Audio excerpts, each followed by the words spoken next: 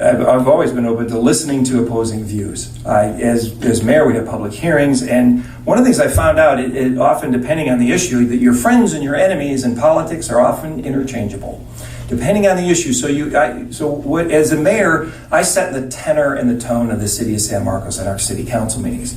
One thing I've never done is publicly bash one of my other city council members when we don't agree on anything. I notice Oceanside is very good at that, but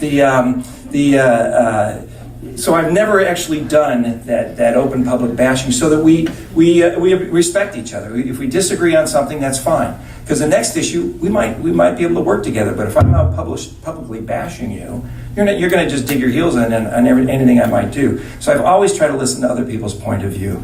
And as far as getting a hold of people, if you go to the city's website, and you look up the city of San Marcos, and you go to look up the mayor, and you go to look up his contact, it is my personal cell phone on the city's website that you call, and I answer it.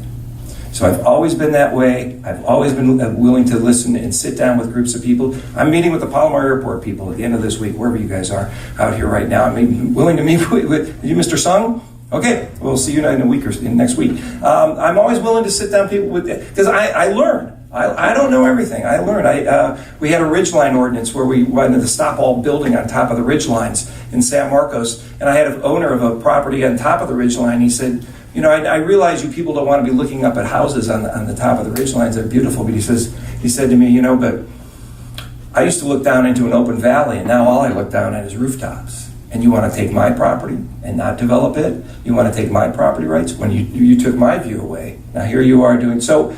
Even though we did ban the ridgeline, but it was an eye opener as to a different perspective on something, and I still remember that story to this day. That you've got to be able to listen to people. And this